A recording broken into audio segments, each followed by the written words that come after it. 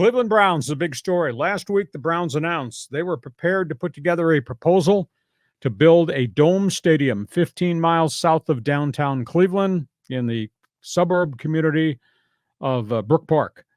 They wanted Cuyahoga County and Brook Park to give them $1.2 billion in public financing. Whole deal is $2.4 billion. Everybody was excited. City of Cleveland has offered them something like $461 million of civic funds to renovate the current stadium they're in, right on the lakefront, which was the site of the old municipal stadium. The Browns, like the shiny new thing, Jim Haslam wants to go to Brook Park. Well, over the weekend, actually yesterday, Cuyahoga County, which controls all the purse strings, says, no, we're not giving you $1.2 billion. You're the NFL, you pay for it. Yeah. So the Brook Park thing kind of seems dead on arrival. So we got that. Raiders, Raider Nation, you got your starting quarterback, and I agree with this. And by the way, dude said last Thursday on the podcast he was going to wind up being the starting quarterback. We're talking about the situation with their new starting quarterback is going to be the guy who was in Jacksonville. And this guy has done some things in the league, but he's also thrown a ton of interceptions along the way. Gunslinger. Oh, yeah, the gunslinger. So that's a big story there. Gardner Minshew will be the starting quarterback. And the rationale is this, and it makes a lot of sense to me. Who do they play opening day? Bolts. Oh, yeah. Who do they play opening day? Joey Bosa, Khalil Mack, Jesse Minter's blitz package, Jim Harbaugh's persona. They want a veteran. Minshew has seen a lot during the course of his career. Does throw touchdowns, does move the ball, does throw interceptions, unbelievable number of fumbles, and has taken a lot of sacks. Gardner Minshew is going to be the starting quarterback for the Raiders. Minnesota, it's been a tough couple of weeks for Kevin O'Connell, injuries, etc. Problems in the secondary. You know, they lost one of their draft picks before camp ever opened who died in a terrible auto accident. Oh. Young kid, Kyrie Jackson, died. 3 others have been injured in camp, and they made a trade of one of their others. They just signed Pro Bowl cornerback Stephon Gilmore, pretty good player. Now, some of that might be in the rearview mirror because he might be 34 years of age. But Gilmore has signed with Minnesota, played with the Bills, played with the Patriots, played with the Cowboys. That's a pretty good veteran insurance policy. Dallas. Do you think Jerry Jones has a lot of money in his checking account? Oh, just a little. Just a little. Jerry, he's got an issue. Unsigned. 3 weeks into camp, CD Lamb. Still. Wants $33 million a year. That's awful steep. And by the way, his quarterback, Dak Prescott, he wants $60 million a year. Now, how is Jerry going to handle that? Historically, they've always been able to deal with salary cap problems. They lead the world in salary cap issues. Then they lead the world in renegotiation structures down. But there's no way that he could pay CeeDee Lamb 33 and Dak 60. And I like Dak Prescott. I think his career record is 73-41. But you know his postseason record is 2-5. Yeah, that makes sense. Yeah, so I mean, we're going to give him $60 million on a 2-5 postseason record. I don't know about that. So Jerry's got a problem there. Washington, they just named their starting quarterback. They are really impressed with what he did in his 2 starts for the Commanders. Jaden Daniels, LSU. Now, he was a stud for Brian Kelly down in Baton Rouge. He's come in with command of the playbook, leadership in the huddle, stuff he's doing in the classroom and team meetings. Jaden Daniels, who was 12 of 15 in preseason for 122 yards. No mistakes at all. He's going to be the starter for the Washington Commanders. Pittsburgh, they got 2 quarterbacks. They don't have any quarterbacks. Steelers have been miserable. Pittsburgh has not scored an offensive touchdown in preseason either, John, and that's with Russell Wilson and Justin Fields. Now, Wilson missed the first game with a calf, came back. He played in slow motion in game 2. I think he only threw for 47 yards. It just didn't move the ball. And then they went back to Justin Fields, and he makes plays, and he runs all over the place, but he's highly, highly erratic throwing the ball down the field. So, Pittsburgh's got a bit of a problem. No problem in Denver. Did you see Bo Nix last night? Yeah. Holy cow. Mm-hmm. Bo Nix, 8 of 9 for 90 in the first quarter, touchdown. Denver just absolutely sledgehammered Green Bay. They have not named him the starter, but I'm sure they're going to name him the starter. Then they have a tough decision. Do they keep Jared Stidham as the backup or Zach Wilson? Wilson, the ex-Jet, has played pretty competitively in practices and the cameo appearances he's made. So that decision from Sean Payton is going to be really interesting. And it's quite a story in the Canadian Football League. We already addressed what happened with the British Columbia Lions. They just got the NFL quarterback, the kid, Nathan Rourke, who really struggled. He played on one day's practice. That didn't work. Montreal's playing Saskatchewan. I saw this. I couldn't believe it. Saskatchewan tries a long-distance field goal. Well, in Canada, you can return field goals. And in Canada, the end zone is 20 yards deep. Mm-hmm. So Montreal has a kick cover guy on the back line of the end zone, and the long-distance Saskatchewan field goal comes short. He catches it on the fly, shoots up the sidelines, cuts the middle field. 128-yard return. A 128-yard return of a failed field goal. Canada, you got to love it. They opened us at the game. And the third item is this. We talked about this months ago. Chad Kelly. He's the nephew of Jim Kelly, the Hall of Fame Bills quarterback.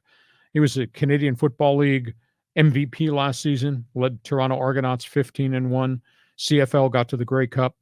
He got suspended for 11 games, sexual harassment, all types of violation of a domestic issue with a girlfriend. He just asked for reinstatement. He got reinstated, but he agreed to what's called a last chance clause. Never heard this before. I'm surprised the Canadian Football League Union agreed to this. He had to do all his counseling before he could have the reinstatement hearing.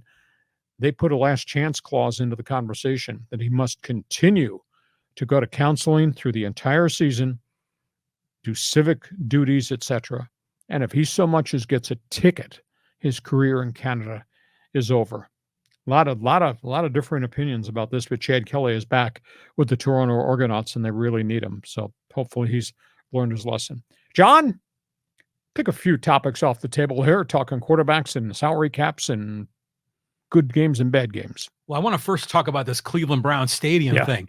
Okay, in my opinion, this is the biggest racket going on in the economy in America right now, of how billionaire NFL owners or even NBA and Major League Baseball owners can get taxpayer dollars to build a building so they can make even more money.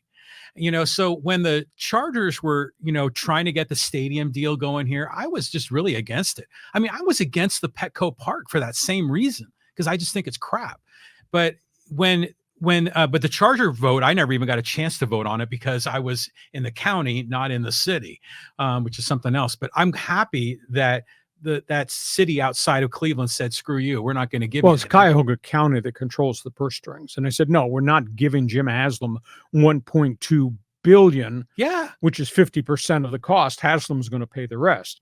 Now, there's ways to finance stadiums as a partnership. That's what the Chargers had in front of them, right? That Spanos refused to go to the negotiating table. The city and the county had put money in. The NFL has what they call a G3 fund, which puts a third of the money in, and then the owner has to put money in. That was right there. Spanos refused to even sit at the table because his eyesight was on Los Angeles. But there are ways to finance stadiums. San Diego had for the first time ever. The Rams had a great scenario because they had city, county, and state funds in Missouri, and Stan Kroenke refused to go to the table. However, the NFL and Kroenke lost that lawsuit, and they had to pay almost $900 million in damages to St. Louis when they violated the financing meeting. Chargers, San Diego should have sued Spanos in the league like St. Louis did, because the Chargers had their thing put together. And they never did, because Kevin Faulkner was going to run for Congress or something and didn't want to stain his reputation and get involved in a spitting contest with the National Football League. So there are ways to finance stadiums. It's not a blank check any longer like it used to be. Well, I want taxpayers to pay for a new podcast studio for us, right? I mean, we provide a service to the community. I mean, going down the list here. Raiders, Gardner Minshew. Yeah, sure, that makes sense. I'm for that. Against the Blitz package.